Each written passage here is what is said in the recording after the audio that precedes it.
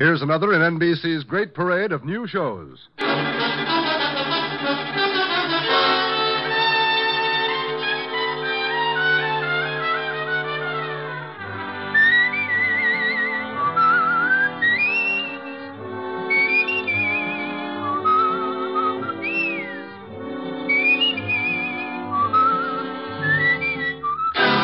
Now, Dick Powell as Richard Diamond, private detective.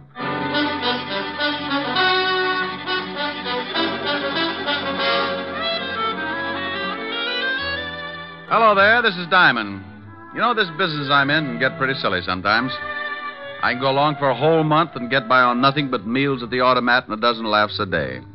The funny ones usually pay just as well as the tough ones, but eventually somebody starts something that's about as funny as an open grave. So then I put on a long face and start carrying my .38. I don't worry about those times because I don't think about them. I just know they'll be around, and I know I won't have to bother about it unless I get my 100 a day in expenses.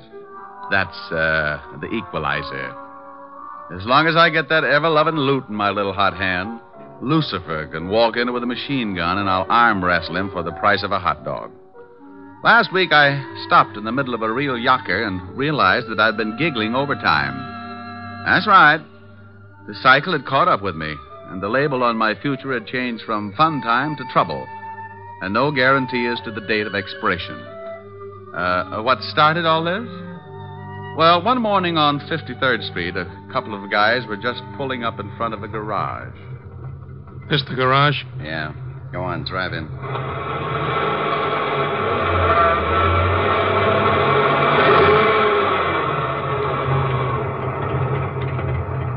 Here comes a guy.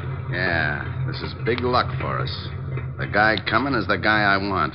I don't want he should see me yet, so you keep talking to him, and I'll get out this side. Tell him to look at the motor or something. Something I can do for you, mister? Yeah, take a look at the motor. It's been missing. Sounds all right. It don't drive like it sounds, so take a look at it. Okay, sure.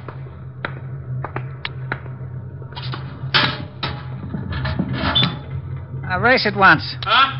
I said race it once. He don't hear so well. Huh? Hello, Billy boy. Where did you come from? How did you get here? One at a time, Billy. I came in the car, got out the other side. You're looking good, Billy, real good. What do you want? How did you find me? Can't you ask just one simple question? You get so all mixed up, Billy. Look, leave me alone, please. Sure, Billy, I'll leave you alone. All alone, you louse.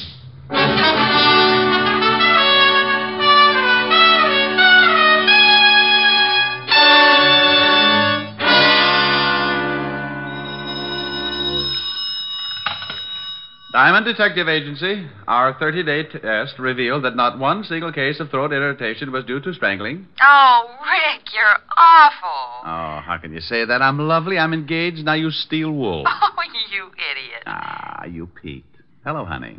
Hi. Am I going to see you tonight? Sure, what'll we do? You get here about 8, I'll think of something. Oh, let's stay in. I've got that awful broke feeling again. Oh, is business bad, Rick? Well, it's pretty bad, but it gives me a chance to get some exercise. Exercise? Yeah, I found a Japanese beetle in the desk the other day, been giving me judo lessons. I'll just pretend I didn't hear that. Don't knock it. Vaudeville's on the way back. Leave it alone. Let it live. Helen. I'll see you about 8. Wait a minute, honey. I think I forgot to shut something off. People are running in. Clients? I'll find out. Oh, would one of you gentlemen mind dropping a few $100 bills on the floor? Well? I'll call you right back. I don't think they're spendthrifts. All right, Rick. Bye. Bye, honey. Well, now, lads, what can I do for you? Your name Diamond? Yeah? Would you mind closing the door? I've got a beetle that'll break my arm if he catches cold.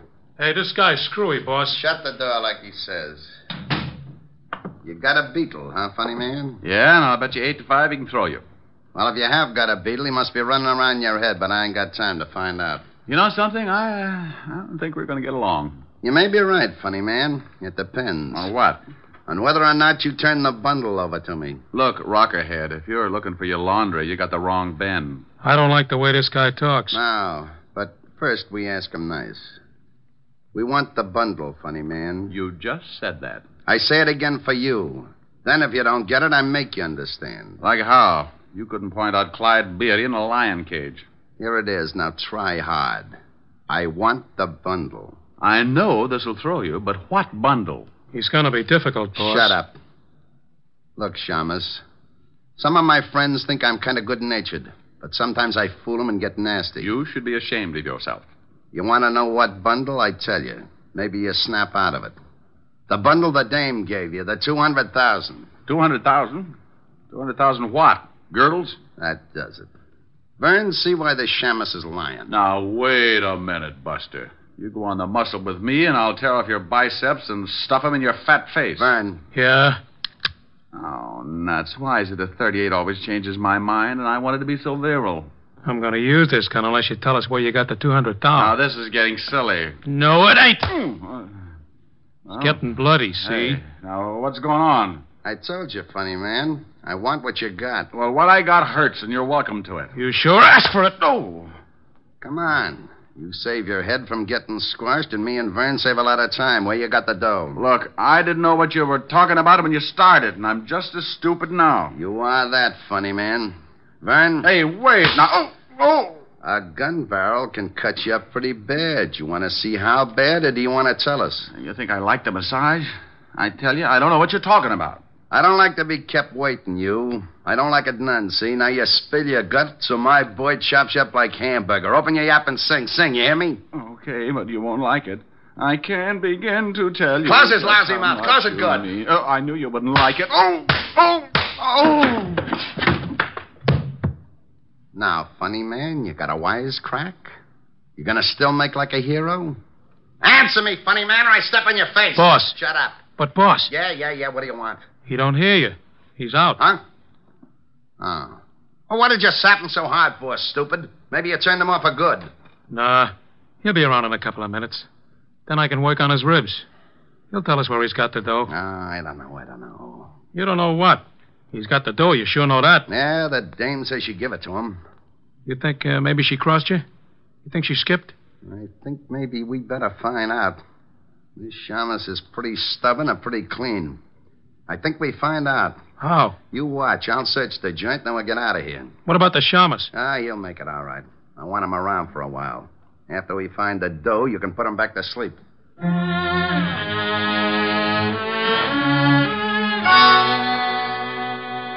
Mr. Diamond. Mr. Diamond. Mr. Diamond, wake up. Oh, it's all right, honey. I'm not coming in. Mr. Diamond, wake up. Mm-hmm. Oh. What a nice sweater. How do you feel? Well, a quick comparison might be a garter snake and a log jam. You don't look very comfortable. Why don't you sit up? Afraid my eyes might fall out. Oh. Better? Yeah. Know any shaggy dog stories? I could use a laugh. How did you get like this? It wasn't easy. How long have I been here?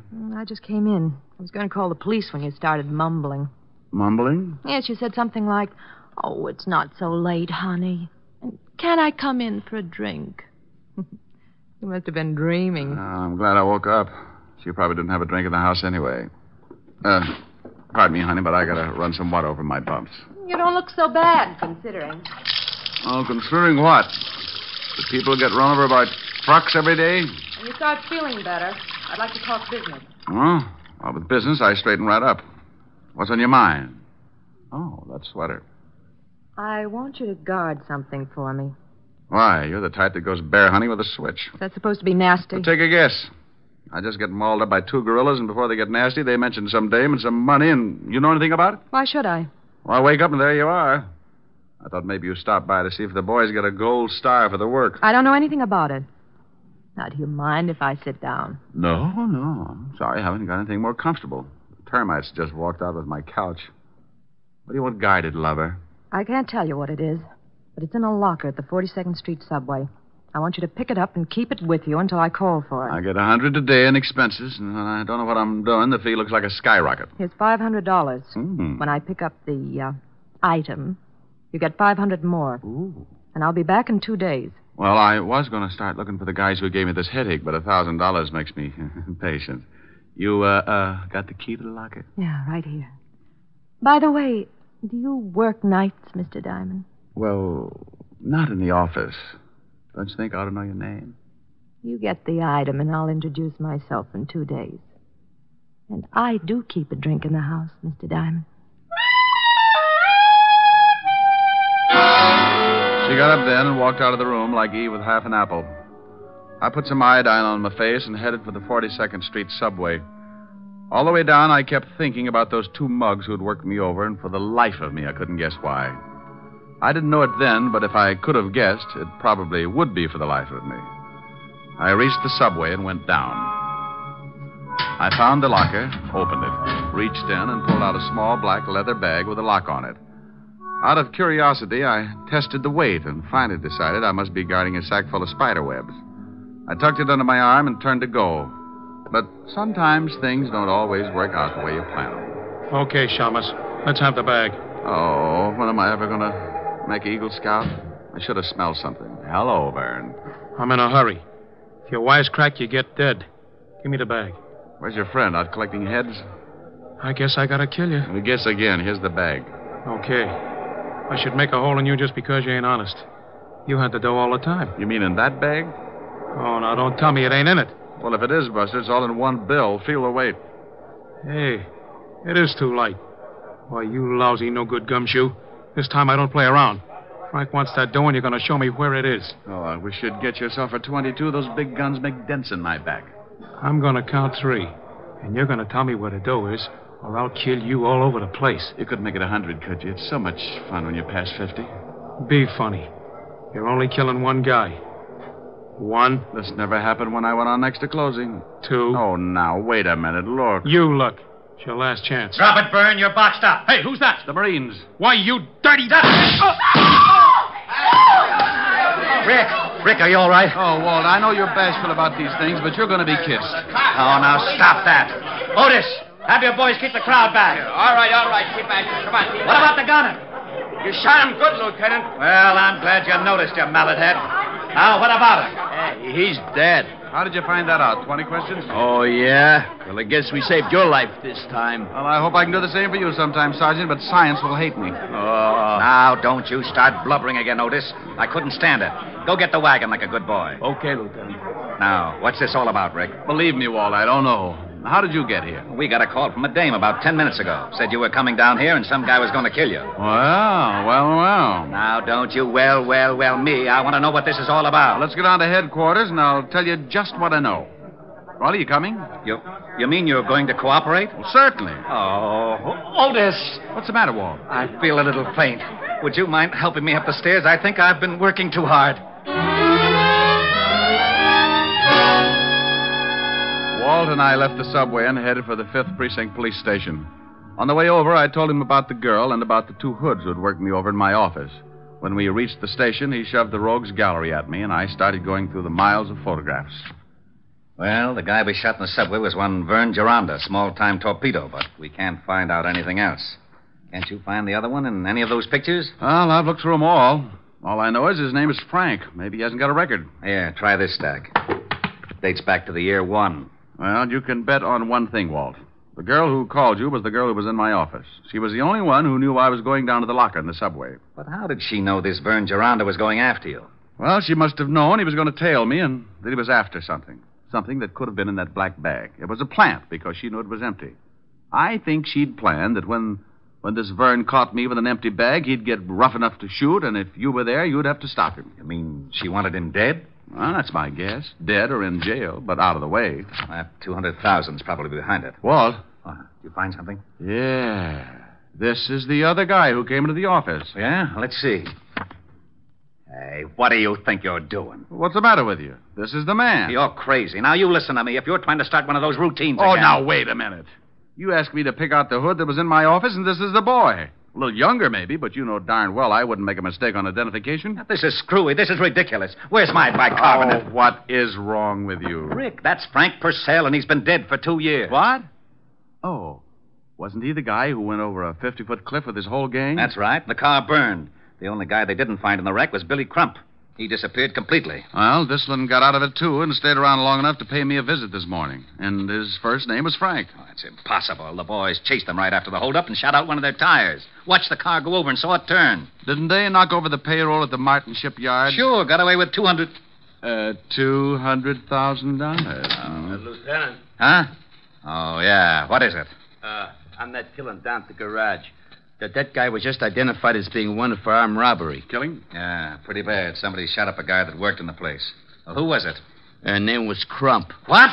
Yeah, Billy Crump. Stuck up some shipyard about 2 years back. Oh, shut up. Oh, I was only telling you. Okay. What else on him? He has a wife, lives at 64th Street, apartment 205. That's all. Well, don't just stand there, you applehead. Go get the car. Oh, yeah, Lieutenant. Come on, Rick. I'm waiting. All right. I apologize. Oh, you really don't have to, Walt. I was as confused as you were. Was. But you're not now? No, I don't think so, Walt. But let's get over to see Mrs. Crump. She can do a lot of straightening out.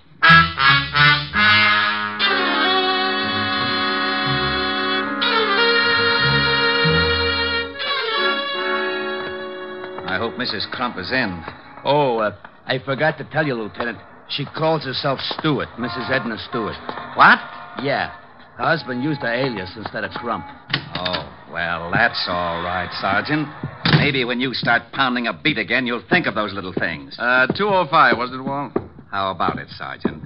It was 205, wasn't it? Oh, yeah, Lieutenant. 205. That was it. I remember. I might make a few months. Shut up. Walt, hold it down. I'm sorry. Otis. Yeah, Lieutenant. Shut up. Here it is, Walt. I'll give it a knock. Go ahead.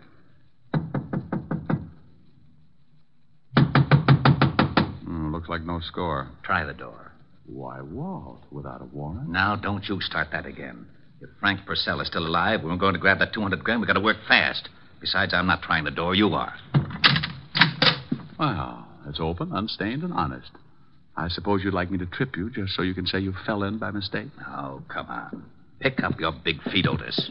That would be hard, even for Samson. Oh, yeah. Now, you listen to me, wise guy. I'm getting sick and tired of... Ooh, holy cow, Lieutenant. It's a body. Rick, how about it? Quite. Mrs. Crump. Mrs. Crump, Mrs. Stewart, the girl in my office this morning, no difference. I figured she might be the one in your office when I heard Crump had a wife. She must have had the 200 grand, and Purcell killed her for it. Well, you can bet the cash wasn't in the apartment because she was too smart to keep it here. Well, there are no signs of a struggle. From the way she's lying, she was probably sitting at this desk. Writing pad on the desk, Lieutenant. Keep your paws off of it. She was writing something. Went through to the bottom sheet. Yeah, numbers. Otis, start casing the place and have a conscience when you pass the icebox. Okay, Lieutenant. Too many numbers for a phone. Walt, what are we looking for? Purcell and the 200,000. Okay. Now, we don't know where Purcell is, but that 200,000 had to cool off until Crump could spend it. So? Now, where would be the safest place to keep that much cash? The numbers. Safety deposit box. You have just won yourself Sergeant Otis. I should cut my throat first. Now, it's a cinch Purcell has gone down to the safety deposit box. Hey, I found a couple of plane tickets, Lieutenant. And it looked like they'd started to pack. Yeah, let me see them. 2 for Mexico City and good for the first. That ties it. Would you mind whispering in my ear, or am I asking too much? Walt, when Mrs. Crump came to my office, she made it very clear she'd be back in 2 days. That's the first of the month. I don't know how long she'd been there before I woke up, but she was interested in my office, and she was coming back in 2 days. Now, if she wanted to hide something, the best place would be somewhere that had already been searched. Otis, you think you could dig up a safety deposit box under the name of Crump or Stewart? Here's the number. I can try. Stout fellow. Now, Walt, if Frank Purcell did kill the girl and then headed for the deposit box, I don't think he found much. And the only other person that Mrs. Crump contacted and that he suspects is yours truly. Uh-huh. And he'll tail you, or worse. I hope so. But I want 10 minutes alone in my office before he catches up.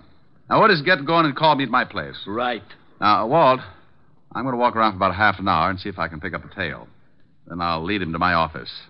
I'll get there at exactly 2:30. You get there 10 minutes later. I think I'm going to need help. I still wish I knew what you were up to. Now, as soon as Otis finds that deposit box and tells me if Mrs. Crump was at the bank around 11 this morning, I'll tell you the whole thing. And if I'm lucky enough to stay alive, you'll have Frank Purcell to fill in the details. I left Walt and started walking. If Purcell was after me, he was too smart to let me spot him, so I just kept going until I'd used up the half hour, and I was on my way up to my office. Purcell wouldn't follow right away, so that gave me the 10 minutes I wanted. I went in and looked around. Nothing had changed. desk, chair behind and chair in front. Small closet with sink, hat rack, and bookcase. I went to work on the bookcase first. Nothing. So I took the desk apart. I kept going, closet, onto the rugs, still nothing. I took a breather and tried to reason it out. If I had suspected something in the beginning, where would be the last place I'd look? Something I never used. I didn't have a vacuum cleaner, so that was out. Then I remembered something. Something the girl had said that morning. Do you work nights, Mr. Diamond? I looked up at the big light bowl hanging from the ceiling. A little lost weekend, but it was worth a try. I walked over and snapped on the light switch. Score for Diamond. With the light on, the bowl became transparent, and lying at the bottom, I could see the outline of a large bundle. I forgot to smile because the footsteps coming up at the hall sounded like company. I turned off the light, went over to my desk, and sat down with a very comfortable 38 between my legs. Well, good afternoon, rocker boy. Did you forget your bucket of blood? I forgot something? Sure, funny man. I forgot to leave you dead. Don't look so unhappy. You tried. I've been getting a big run around all day. So I brought me something to slow things down. You want to see it, or do I keep it in my pocket? Well, if it's a mouse, I'll scream. In this pocket, I got 6 ways to kill a louse. If you ain't seen a louse, just grab a mirror. Oh, by George, by George. That was a good one. What's the matter? Was the deposit box empty? Oh, you know about that, do you? I figured you was working with a dame. Well, you got a silent partner now. You're right. Last time I saw her, she was speechless. I'm going to do the same for you, funny man, but I make a deal. You say no or even maybe, and I'll kill you where you sit. You say okay, and I'll let you keep going till you choke on one of your jokes. You tell me if I'm right, and I'll give you a quick answer. You've been after Billy Crump ever since the shipyard robbery because he got away with the money. You finally found his wife, and she got scared. She bought 2 tickets to Mexico. How'm I doing? Great. You tell a good story. When Mrs. Crump saw all that lovely cabbage, she got greedy. She got a hold of you and made a deal. Yeah, she was a pretty smart chicken. I knock off her husband, Billy, and she splits the dough with me. And if I guess right, at 11 o'clock this morning, while you were killing Billy Crump, she was grabbing the $200,000. So that's how it goes. But after we rubbed out Billy, she called and said the dough was planted with you. She wanted the dough herself. She used me to lead you to the subway. Right. Where were you? Upstairs. I figured something was up. Well, nice little plot. You kill her husband, the cops kill you and your torpedo, and bless her little heart, she winds up with a pot of gold. No, she winds up dead. The dough wasn't in the box, so she planted it somewhere. We saw her coming in here after we worked you over. Now, I think she stashed the bundle here while you was out cold. So, do I get it, or do you die? What are you going to do about that big, bad policeman outside the door? I'm going to laugh at him because he ain't there. Walt, stop snooping. Come on in. Hey. Well, what do you know? You wasn't kidding. This might mean a promotion, Purcell. You want to turn around and be a good boy, or do you want it the hard way? I stay the way I am. You're in a tough spot, Mr. Copper. If this funny man's a friend of yours, he's going to get it the minute you try your luck. Rick? Yeah, Walt? He's got a point. I might be lucky and get him just right, but it's a long shot, and if I miss, he'll pull the trigger on you. You're pretty smart for a copper. Walt? Yeah? The way it looks, we could be here all night unless somebody gets shot. That's the way it looks. What do you think, Purcell? Like I said, the cop guns me, I gun you. Silly, ain't it? Be a lot sillier if I had a gun. Funny, man, that would be a riot. Well, start laughing, pal. You sure ruined that desk. I couldn't help it. Had the gun between my knees. I move, he shoots. Had to try it right through the desk. What are you sweating for? Me? I could use you for a shower. How's Purcell? Unhappy. How about it, Purcell? I ain't giving odds. Hey, funny man, you know something? You ain't so funny. Get the phone, Walt. Yeah? Lieutenant? Oh, no. Yeah? I found the box. The Crump dame was in the bank at 11 o'clock this morning. I found it pretty quick, huh? Hooray for you. Wait a minute. Rick, you were right about the... Hey, where did he go? Who, Lieutenant? King Kong. Now, you get your big fat head over here. Lieutenant. What is it? Okay if I turn on the siren? Oh.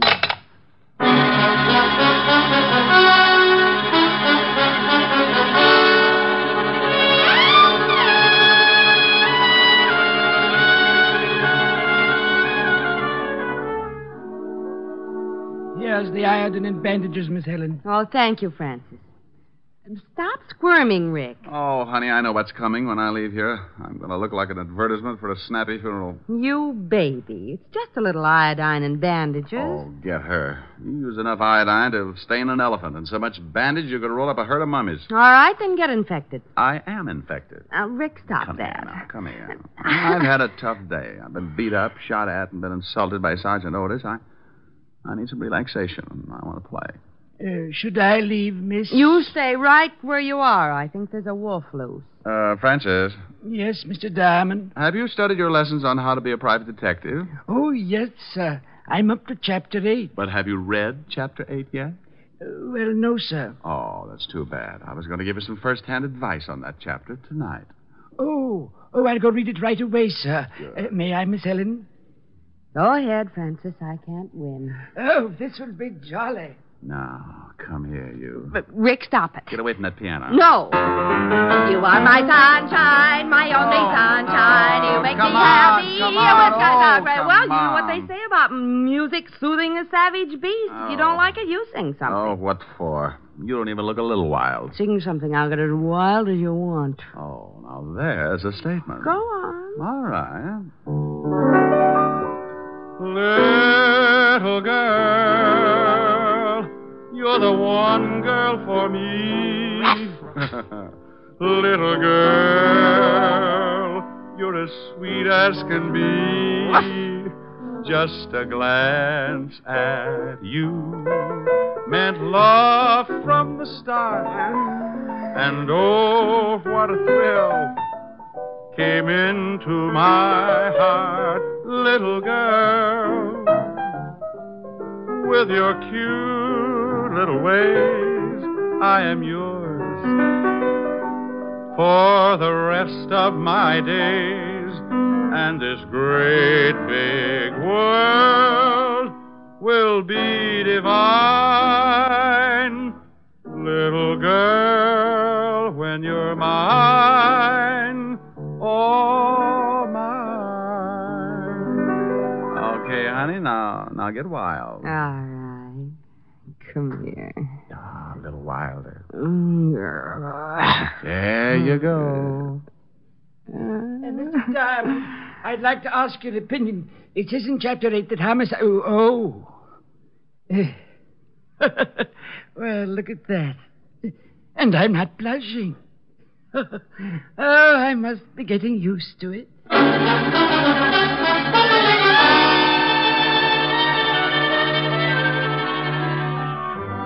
You have just heard Richard Diamond, Private Detective, starring Dick Powell. Helen was played by Virginia Gregg.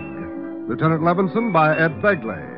Also in our cast were Wilms Herbert, Gene Bates, Robert Carroll, and Ted DeCorsia. Music was under the direction of Frank Worth. Richard Diamond is written by Blake Edwards and directed by Richard Sandville.